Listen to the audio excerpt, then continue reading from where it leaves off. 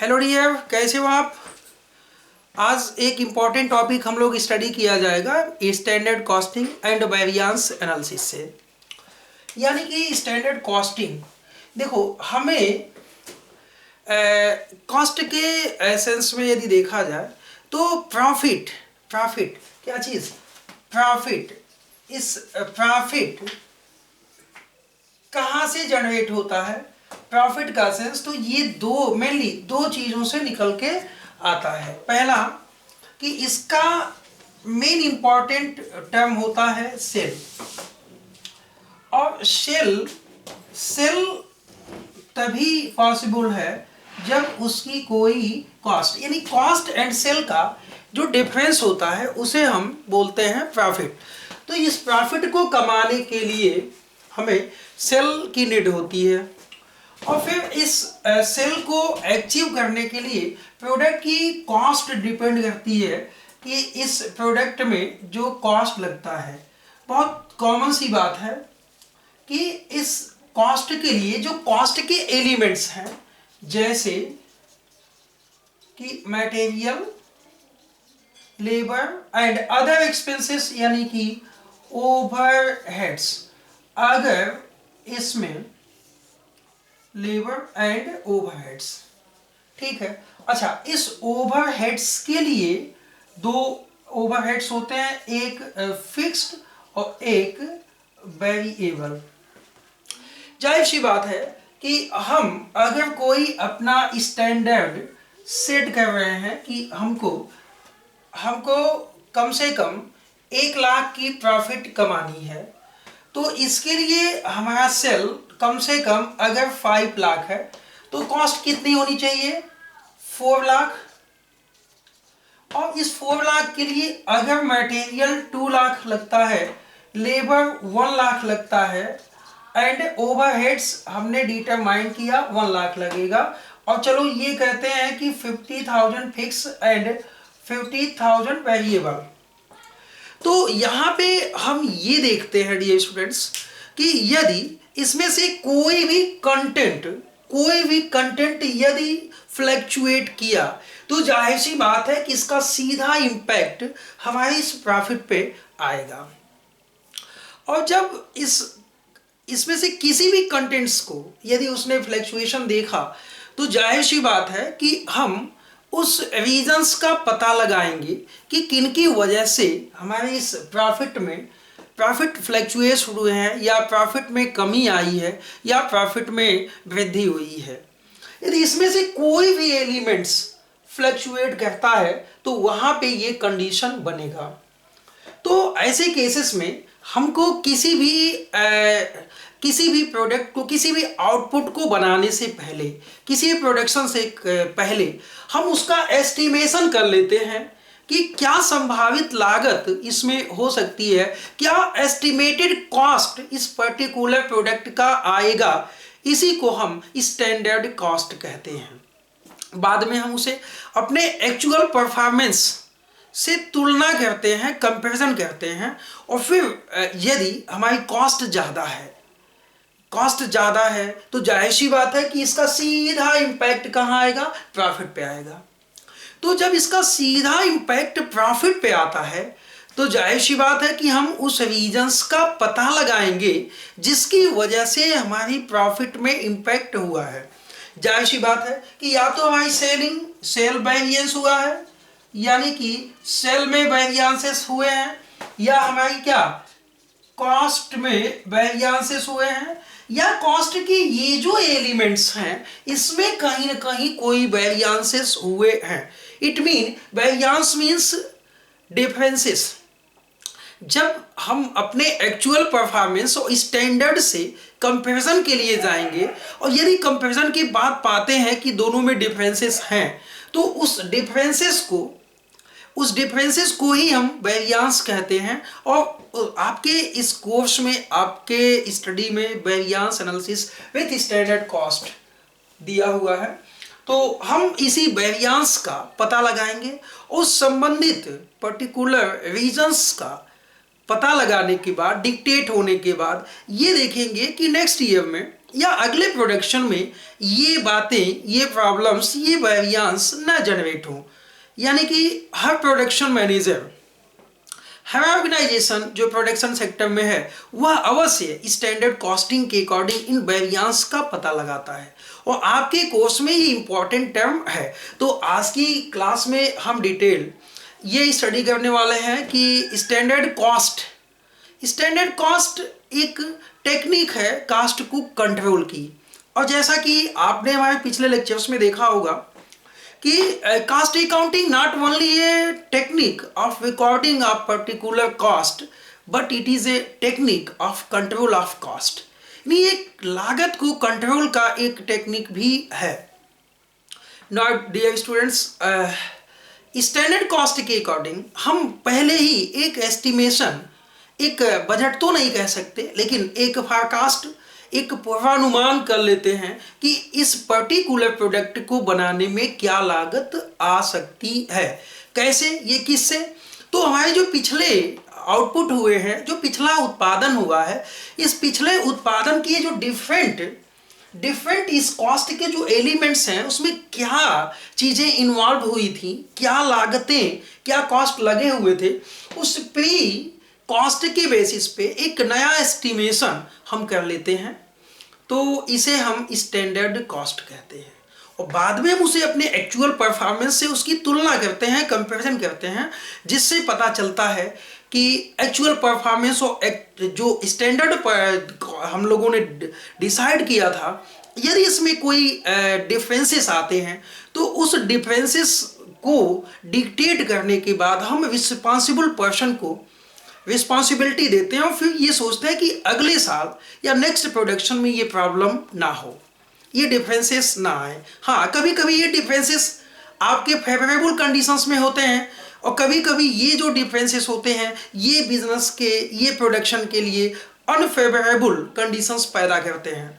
तो यदि unfavourable conditions पैदा करते हैं तो निश्चित ही कभी कभी आपका ये जो बिजनेस है, जो प्रोडक्शन है, ये भी बंद हो सकता है। क्यों? क्योंकि बिजनेस को हैवी लॉसेस हो सकते हैं। तो इन पर्टिकुलर रीजंस का कि कॉस्ट में वेरिएंस के जो रीजंस होंगे उसको पता किया जाएगा। और इस वेरिएंस को पता होने के बाद उस पर्टिकुलर जो पर्सन है, रिस्पॉन्सिबल है, उसको उसकी रिस्पॉन्सिबिलिटी समझाई जाएगी और बताई जाएगी। लेकिन हम लोग रिस्पॉन्सिबिलिटी समझाने बताने के क्लास में नहीं है, ओनली ये वेरिएंस को समझने के लिए, वेरिएंस को जानने के लिए उसके रीजंस क्या हैं। तो चलिए हम लोग देखते हैं कि एक छोटा सा प्रैक्टिकल क्वेश्चन लेते हैं। हम लोग कॉन्सेप्ट की बातें करते हैं आज, और फार्मूले वगैरह की बात कुछ देर बाद की जाएगी या नेक्स्ट क्लासेस में की जाएगी। तो आज हम लोगों का टॉपिक है standard cost and variance analysis. और जाहिर सी बात है कि वेरिएंस जो निकल के आएगा वो या तो कॉस्ट में, यानी कॉस्ट ही वेरिएंस का क्रिएशन करता है, या तो सेल वेरिएंस हो, या तो सेल में जो आपने टारगेट किया था उतना सेलिंग ना हुआ ही हो, तो इतना प्रॉफिट कहाँ से हो सकता है। और साथ में यदि कॉस्ट में वेरिएंस हो रहे हैं तो कॉस्ट के जो डिफरेंट एलिमेंट्स हैं इसमें वेरिएंस होने की वजह से कॉस्ट में वेरिएंस क्रिएट होता है। तो एक एक जो ओवरहेड्स हैं, मटेरियल्स हैं, लेबर हैं, ये कॉस्ट के एलिमेंट्स में भी वेरिएंस हो सकते हैं। हमने माना 2 लाख, ये लग गया 2.5 लाख। हमने माना 1 लाख, ये लगा 75,000। हमने ये स्टैंडर्ड किया, ये 1 लाख लगेगा, ये 2 लाख लग गया। तो इसकी वजह से जाहिर सी बात है कि इसका सीधा इम्पैक्ट कहाँ आएगा? प्रॉफिट पे आएगा। और ये आपके कोर्स में वेरिएंस के पार्ट्स हैं। तो नाउ डियर स्टूडेंट्स, चलिए हम लोग एक एक पार्ट्स को देखा जाए। सो डियर, हमने आपसे कहा कि हम जो है कॉन्सेप्ट पहले देख लें और साथ ही साथ हम फार्मूले की भी बात करेंगे। और ये वेरिएंस एनालिसिस, यानी मैंने पहले आपको बता दिया कि वेरिएंसेस कहाँ हो सकते हैं।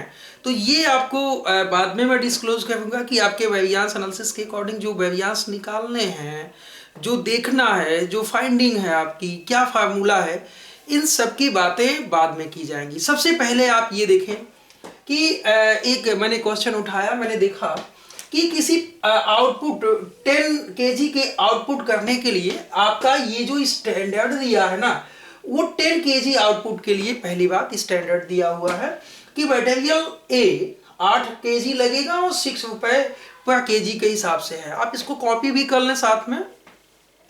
मटेरियल बी 4 केजी है 4 रुपीज के भाव से।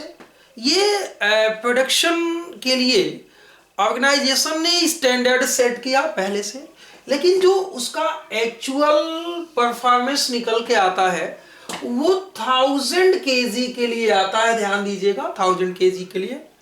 अच्छा, material A 750 KG, material B 500 KG. तो सबसे पहले डियर स्टूडेंट्स, तो आप ये समझें कि हमने जो स्टैंडर्ड सेट किया था ये 10 केजी के लिए किया था और एक्चुअल आउटपुट कितना है, 1000 केजी है।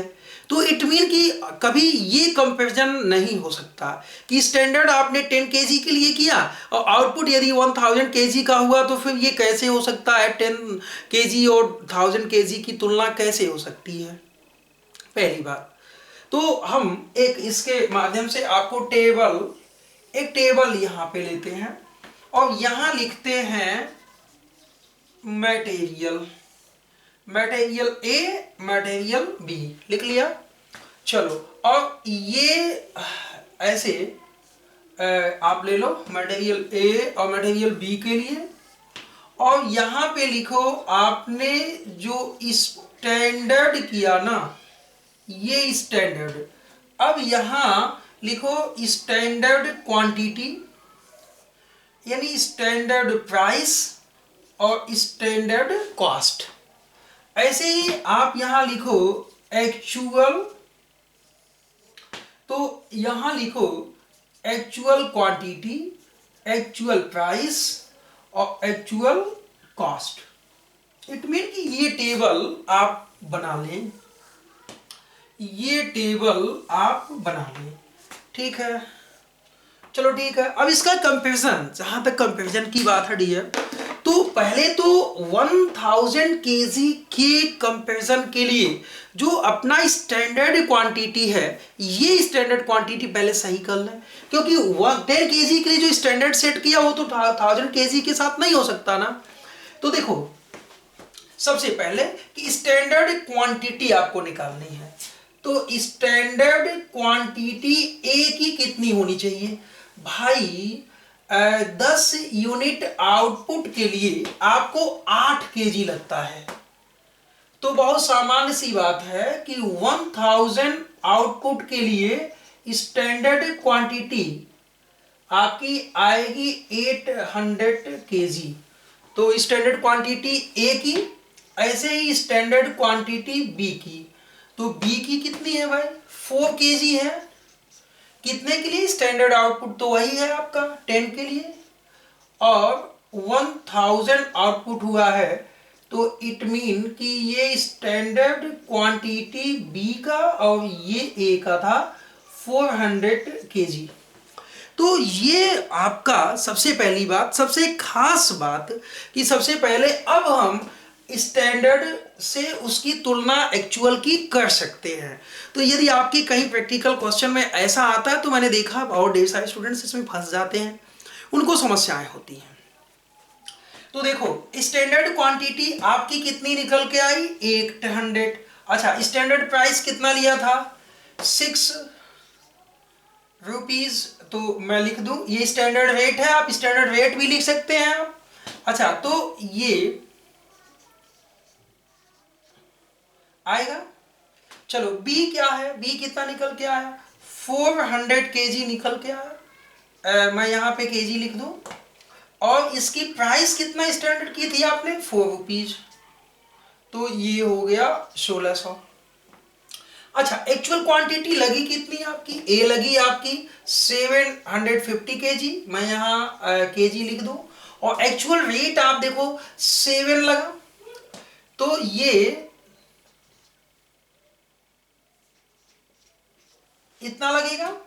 और ये एक्चुअल क्वांटिटी आपकी 500 केजी लगी हुई है, जिसमें 5 के हिसाब से तो 2500 लगे। ठीक है, तो आप यहां पाओगे सबसे पहला काम कि यदि स्टैंडर्ड क्वांटिटी उस आउटपुट के लिए आपने नहीं डिसाइड किया था तो पहले उस पर्टिकुलर आउटपुट के लिए आप स्टैंडर्ड क्वांटिटी निकाल लेंगे सबसे पहले। अब तो तुलना लायक बन गया भाई, अब तो कंपैरिजन लायक बन गया। ये मेरा स्टैंडर्ड कॉस्ट है। क्या है ये? स्टैंडर्ड कॉस्ट है। तो कितना आएगा? 8 6 14 4 5 6। ये स्टैंडर्ड कॉस्ट है और ये स्टैंडर्ड क्वांटिटी है। अच्छा,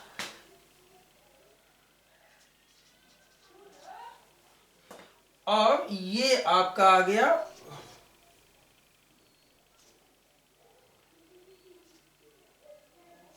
आपका एक्चुअल जो परफॉर्मेंस किया ना, वो एक्चुअल परफॉर्मेंस आपका इतना आ गया।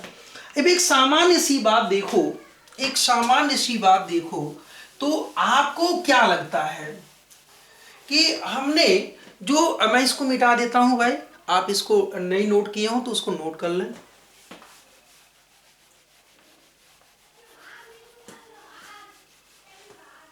तो आपने जो स्टैंडर्ड सेट किया ना, आपकी स्टैंडर्ड कॉस्ट देखो, आपने स्टैंडर्ड कॉस्ट तय किया कि 6400 रुपए लगेंगे। अच्छा, ये लग गया 7750, यानी 6400 लगेंगे, लेकिन लग कितना गया? 7750 रुपए लग गए। इट मीन कि कहीं तो प्रॉब्लम है। क्या वजह है कि जो स्टैंडर्ड कॉस्ट था उससे ज्यादा एक्चुअल कॉस्ट हो गया। तो इस रीजंस का मैनेजर तो पता लगाएगा, और उस पर्टिकुलर रीजंस का पता जब डिक्टेट हो जाएगा तो फिर वो संबंधित पर्सन को जिनकी वजह से इस कॉस्ट में वेरिएंसेस हुए हैं उनको उसके लिए रिस्पॉन्सिबिलिटी ठहराएगा, रिस्पॉन्सिबल ठहराएगा, उनका वेतन काट सकता है, उनको और भी किसी तरह से पनिश किया जा सकता है, या फिर उन्हें एक हिदायत देके कि नेक्स्ट प्रोडक्शन में ऐसा नहीं होना चाहिए, ऐसी भी बातें हो सकती हैं। तो ये तो ऑर्गेनाइजेशन की स्ट्रेटजी है, लेकिन ये वेरिएंसेस जो निकल के आए, तो अब देखो सिंपल वे में कि यदि हम कॉस्ट वेरिएंस को देखें तो यहाँ पे ये पाएंगे ना कि इसमें हमने जो मटेरियल कॉस्ट वेरिएंस निकल के आ रहा है, तो अगर ये कहें कि material cost variance is equal to, यानी standard cost minus actual cost. तो जो स्टैंडर्ड कॉस्ट थी आपकी कितनी थी?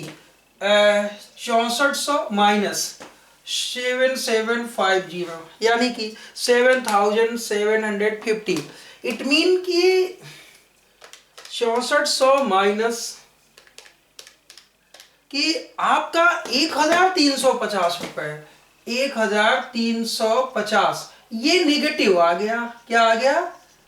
निगेटिव, या इसको कहेंगे कि ये एडवर्स आ गया। तो जब ये एडवर्स आ गया तो ऑर्गेनाइजेशन को तो जाहिर सी बात है प्रॉब्लम्स होगी कि ये एडवर्स क्यों आया। तो ध्यान दीजिएगा कि हम लोग इस रीजंस का मैनेजर पता लगाएंगे। पता लगाने के बाद उस पर्टिकुलर जो भी पर्सन उसके लिए रिस्पॉन्सिबल होगा उसके साथ पनिश किया जा सकता है।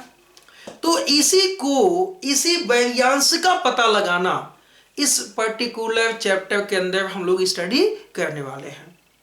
तो ये वेरिएंस मैंने अभी जो चार्ट्स में आपको बनाया हुआ था कि हम लोग पहली बात कि मटेरियल कॉस्ट वेरिएंस, दूसरा लेबर, तीसरा ओवरहेड एंड चौथा सेल वेरिएंस। इन वेरिएंस की स्टडी इस पर्टिकुलर चैप्टर में करने वाले हैं, और साथ ही साथ जो भी इसकी फाइंडिंग होगी, जो भी इसके वेरिएंस के रीजंस होंगे उसको पता लगाया जाएगा। तो सबसे पहले चलिए ये देखते हैं कि मटेरियल कॉस्ट वेरिएंस के अकॉर्डिंग कौन कौन से वेरिएंस आते हैं, किन वजह से मटेरियल कॉस्ट में वेरिएंस आते हैं, किन वजह से क्या क्या रीजंस होते हैं, इसकी स्टडी की जाए। ओके, चलिए देखते हैं भाई। Next, so dear, variance analysis के अकॉर्डिंग हम लोगों को केवल जो हमारी स्टैंडर्ड कॉस्ट है एंड जो एक्चुअल परफॉर्मेंस है, इनके बीच केवल तुलना करना है। अगर किसी प्रोडक्ट को बनाने की स्टैंडर्ड कॉस्ट ज़्यादा है और उसकी एक्चुअल कॉस्ट यानी एक्चुअल परफॉर्मेंस देखा कम है, तो एक सामान्य सी बात है कि ये बिजनेस के या ये प्रोडक्शन के फेवर में है, ऑर्गेनाइजेशन के फेवर में है। मान लो हमने माना कि 1000 रुपये किसी प्रोडक्शन में लगने हैं और एक्चुअली जब देखा तो 950 लगा, जो एक्चुअल परफॉर्मेंस कॉस्ट आई वो 950 आ गया। तो हम तो 50 रुपीज़, ये रुपीज़ में है, 50 रुपये हमारा स्टैंडर्ड ज़्यादा था। इट मीन कि हम 50 रुपये क्या किए, सेव तो नहीं कह सकते कि बचा नहीं है, बचा है, लेकिन ये कह सकते हैं कि ये हम फेवरेबल कंडीशंस में हैं कि हम उसके लिए डिसीजन कोई ले सकते हैं। लेकिन अगर 950 क्या होता, स्टैंडर्ड कॉस्ट होती और लग कितनी जाती, यानी रुपीज़ में ले लो भाई इसको, और एक्चुअल कॉस्ट यदि ये 50 रुपीज़ क्या, तब तो आपको जो है ये आपका एडवर्स में चला जाता है, यानी निगेटिव हो जाता। जो आपने स्टैंडर्ड किया है उससे ज़्यादा एक्चुअल यदि हो जाए तो क्या होगा, एडवर्स होगा, ये ऑर्गेनाइजेशन के अनफेवरेबल कंडीशंस में चला जाता है। तो इन दोनों के बीच, standard cost and actual cost के बीच जो कंपैरिजन किया जाएगा और जो रीजन्स निकल के आएगा, जो रीजन निकल के आएगा, यानी इसी को हम वेरिएंस कहते हैं। और ये वेरिएंस मैंने आपको बताया कि या तो ये सेल में आएंगे, या तो मटेरियल की कॉस्ट में आएंगे, या फिर ये लेबर की कॉस्ट में आएंगे, या फिर ओवरहेड्स में आएंगे। बस इनकी वजह से ये वेरिएंस ऐसा होता है कि जो प्रॉफिट हमारा है वो अफेक्टेड होता है। तो अब हम लोग एक एक हेड्स में, पहले हम लोग मटेरियल की जो कॉस्ट आती है वहाँ वेरिएंस क्यों होता है, क्या रीजंस है, वो इसकी स्टडी किया जाएगा। एक एक जो वेरिएंस है सबकी स्टडी किया जाएगा। तो चलिए देखते हैं, हेडिंग डालें आप, मटेरियल कॉस्ट वेरिएंस। हेडिंग डालें आप, मटेरियल कॉस्ट वेरिएंस। ठीक है, मटेरियल कॉस्ट वेरिएंस। स्टूडेंट्स, इसमें ये कह सकते हैं कि if there are difference between standard cost of material and actual cost of material, there will be material cost variance. यानी actual cost and standard cost of materials के बीच यदि डिफरेंसेस हैं तो इसको हम मटेरियल कॉस्ट वेरिएंस कहते हैं। यानी यदि फार्मूले की बात की जाए तो मटेरियल कॉस्ट वेरिएंस यह is equal to standard cost of material minus actual cost of material। ठीक है, अच्छा ये स्टैंडर्ड कॉस्ट कैसे निकलती है? मान लो आपने कोई स्टैंडर्ड क्वांटिटी, आपने सपोज किया कि आपकी स्टैंडर्ड क्वांटिटी इतनी होगी, तो उसका कोई स्टैंडर्ड रेट भी होगा। तो standard quantity into standard rate minus जो actual quantity into actual rate होगा। तो अगर स्टैंडर्ड ज्यादा है तो ये ज्यादा है और ये कम है, तो फिर क्या होगा, जो वेरिएंस निकल के आएगा वो फेवरेबल वेरिएंस होगा। और यदि if standard cost is less than actual cost, अब दोनों कॉमन ले लेते हैं, यानी ये कह लें कि actual cost minus standard cost, और यहां मैं लिख दूं क्या निकाला हम लोग, मटेरियल। तो क्या आएगा, ये एडवर्स आ जाएगा, नेगेटिव आ जाएगा।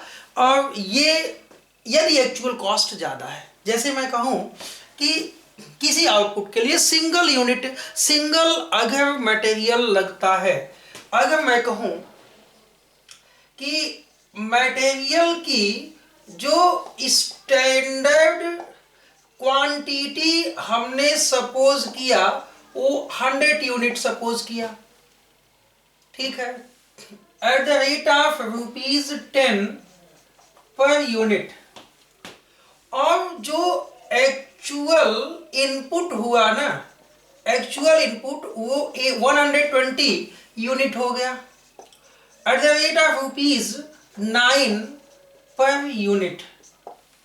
देखो ये आपके मटेरियल के लिए, ये आपका, तो सेम प्रोडक्शन के लिए कितने, मैं यहां लिख भी देता हूं, सेम प्रोडक्शन के लिए जितना भी प्रोडक्शन हुआ, आपने जितना प्रोडक्शन करना चाहा, तो फिर क्या है कि मैंने यहां क्या लिखा, स्टैंडर्ड क्वांटिटी, स्टैंडर्ड क्वांटिटी कितना आपने सपोज किया था 100 यूनिट, और इसका प्राइस कितना सपोज किया 10, माइनस एक्चुअल क्वांटिटी 125 लग गया, लेकिन ये 9 के भाव से लगा। तो यदि आप यहां देखेंगे तो पाएंगे कि ये आता है 1000 रुपीज माइनस 125 इंटू 9, तो ये आ जाता है 1125 रुपया, ठीक है। तो आप पाएंगे कि -125, ये देखो एक्चुअल कॉस्ट है और ये क्या है, स्टैंडर्ड कॉस्ट है। स्टैंडर्ड कॉस्ट आपका कम हो गया एक्चुअल कॉस्ट से, तो ये 125 क्या हो गया, एडवर्स हो गया, यानी कि आपका जो कॉस्ट आया वो निगेटिव आ गया। ये सिंगल मटेरियल्स जब आप इनपुट कर रहे हो तब की बात मैं बता रहा हूं आपको। तो इससे आपने पाया कि मटेरियल में जो वेरिएंसेस उसकी कॉस्ट में हुआ वो 125 का हुआ, इसको हम बोलते हैं मटेरियल कॉस्ट वेरिएंस, ठीक है। तो 125 आपका निकल के आता है। चलो अब ये सिंगल, मैंने अभी ध्यान देना, मैंने प्रोडक्शन नहीं डिटरमाइन किया कि कितना प्रोडक्शन था। सेम प्रोडक्शन के लिए जो क्वांटिटी आपने पहले सपोज की, या जो क्वांटिटी आपने स्टैंडर्ड की, और जो प्राइस स्टैंडर्ड किया सेम क्वांटिटी के लिए, प्रोडक्शन के लिए, और उतने प्रोडक्शन में जो लगा वो लगा 125 यूनिट 9 के भाव से। तो प्राइस तो हमारा कम है, लेकिन जो क्वांटिटी है वो क्या है, ज्यादा है। तो ये 125 एडवर्स मटेरियल कॉस्ट वेरिएंस आता है। तो चलो इसमें मटेरियल कॉस्ट वेरिएंस होता क्यों, इसके दो रीजंस होते हैं। इसके दो रीजंस होते हैं कि मटेरियल के कॉस्ट में वेरिएंस क्यों आता है। तो चलिए इसके दो रीजंस के विषय में बात कर लिया जाए, इसके दो रीजंस क्या हैं। तो मैंने इनको इसीलिए मिटाया नहीं, इसको यहां पे देखें आप। तो इसके दो रीजंस क्या हैं।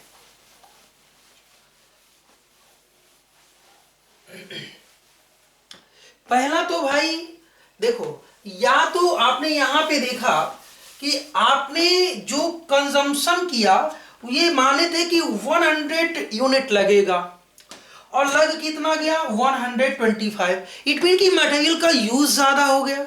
तो यानी कि मटेरियल कॉस्ट जो वेरियांस निकल के आया है वो आपने लिखा कि 125 एडवर्स आया है। ठीक है, तो ये चीज देखा आपने कि पहली बात कि आपका मटेरियल जो यूज हुआ है ना, वो यूज आपका ज्यादा हो गया। तो कभी कभी यूज की वजह से मटेरियल कॉस्ट में वेरिएंस आ जाते हैं। अच्छा, कभी कभी आप देखो कि प्राइस, जो मटेरियल की प्राइस है, प्राइस आपने सपोज किया 10 लगेगा और लग कितना गया, 9 ही लगा, तो ये तो आप फेवर में हो। तो मटेरियल प्राइस वेरिएंस और मटेरियल यूजेस वेरिएंस दोनों का जो टोटल होता है ना, ये होता है मटेरियल कॉस्ट वेरिएंस। तो अब देखो दोनों का टोटल यहां लिख सकते हो कि material cost variance is equal to material usages variance plus material price variance, ये आप लिख सकते हो। ठीक है, तो चलो देखते हैं इसमें क्या वजह है कि 125 एडवर्स आया। तो मेरा जो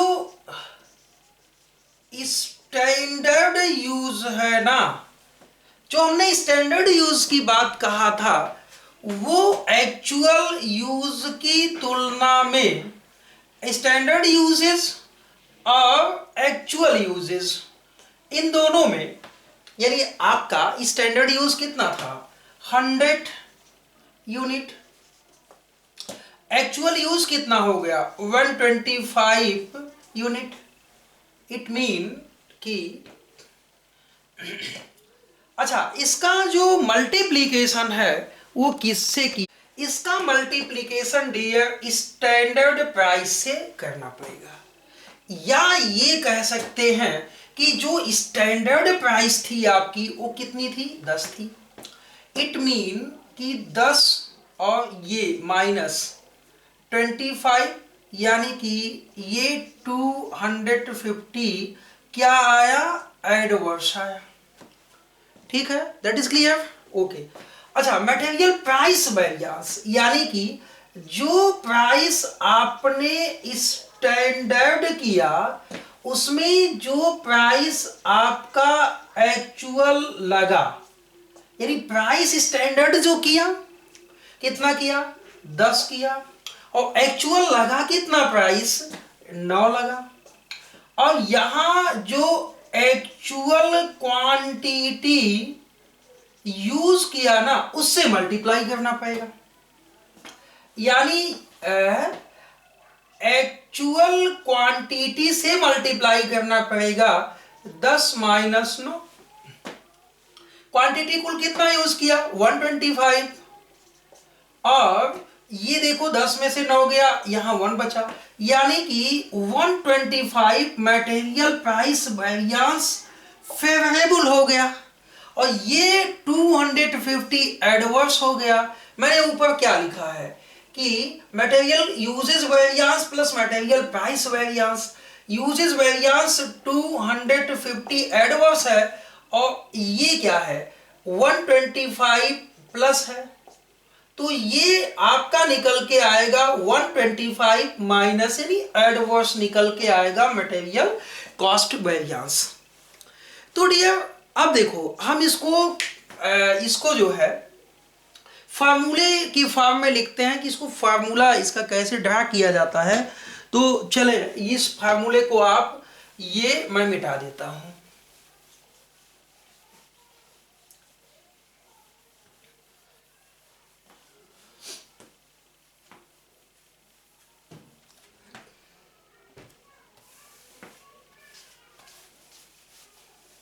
अब देखो अब क्या होता है भाई, इसका फार्मूला, और यदि आपका थ्योरेटिकल टर्म्स पूछता है कि मटेरियल प्राइस वेरिएंस क्या होता है, क्या चीज, अगर आपसे पूछता है कि मटेरियल प्राइस वेरिएंस क्या होता है, तो इन दोनों को दो पार्ट्स में हमने किया ही है पहले से।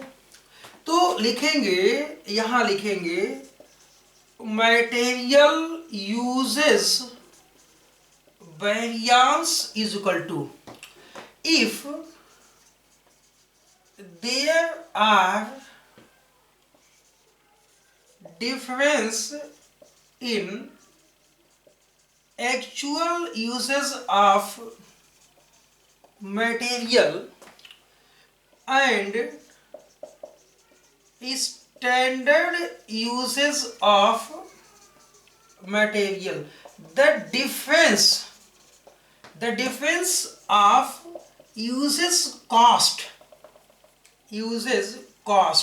यानी कि जो यूज के डिफरेंस में जो उसकी कॉस्ट आई है, ये डिफरेंट जो हुआ है, the difference of uses cost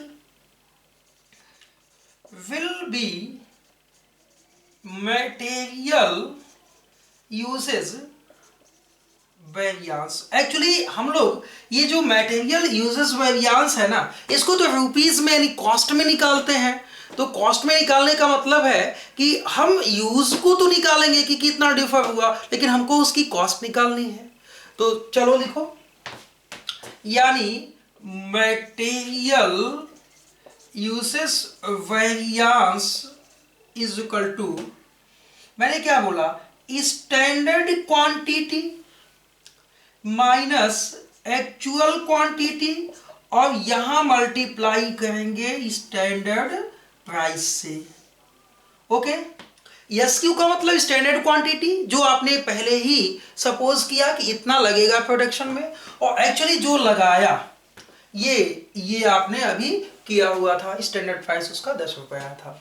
और यदि इसकी थ्योरी को ड्रा किया जाए, आपके एग्जाम्स में कभी कभी पूछता है कि एक्सप्लेन मटेरियल कॉस्ट वेरिएंस, तो कॉस्ट के जो वेरिएंसेस है उसकी रीजंस तो यही है ना, या तो यूज ज्यादा हो गया या कम हो गया, या तो प्राइस ज्यादा या कम हो गया। तो चलो देखो भाई, if there are difference between standard price and actual price of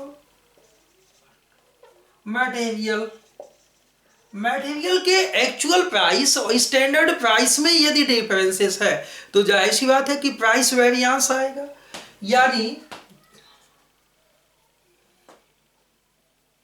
the difference is called material price variance.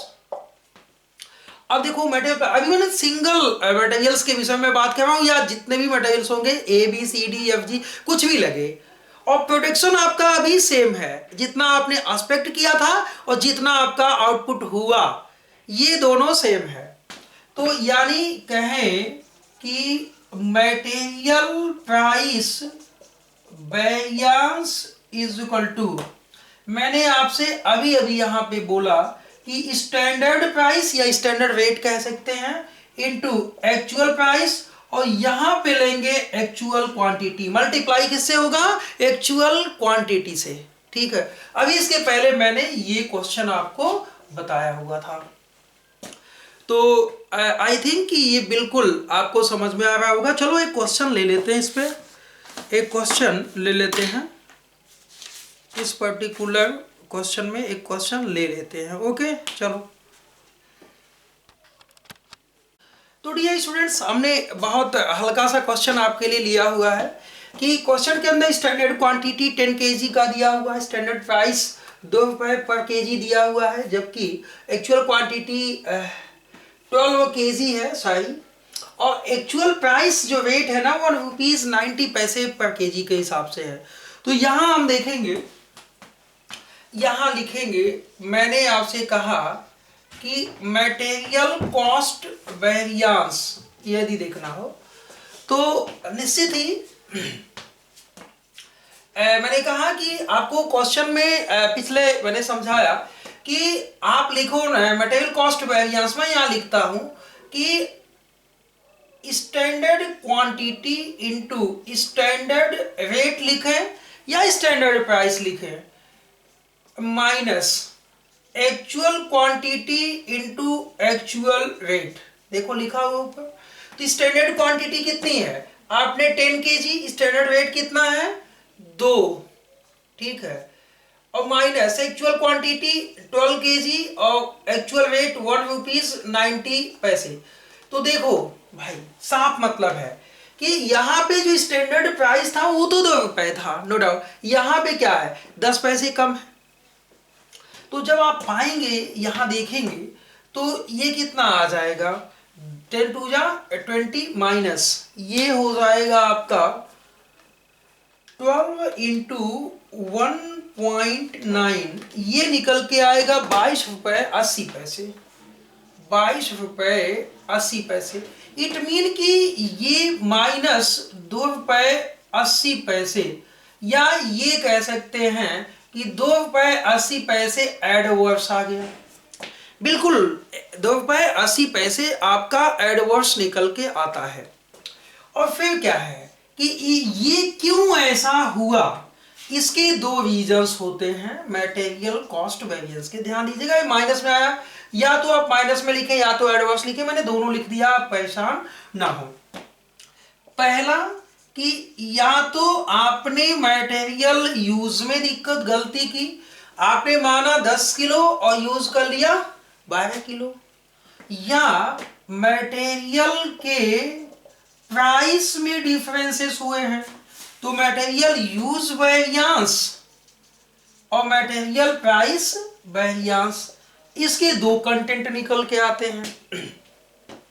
अभी ध्यान दो, मैं कई बार बोल रहा हूं कि आपको प्रोडक्शन में केवल एक मटेरियल अभी आप इस्तेमाल कर रहे हो, ये जो इंट्रोडक्शन है, और फिर इसमें आगे चल के मैं बताऊंगा कि जब आप एक से अधिक मटेरियल इस्तेमाल करते हो फिर एल्ड में भी आपके डिफरेंसेस हैं। तो आप मेरे कंप्लीट वीडियो लेक्चर्स को अवश्य देखें, तो आपको इससे काफ़ी बेनिफिट मिलेगा। मैं कंप्लीट मटेरियल कॉस्ट वेरिएंस आपको बहुत ही अच्छे ढंग से समझाने की कोशिश करूंगा।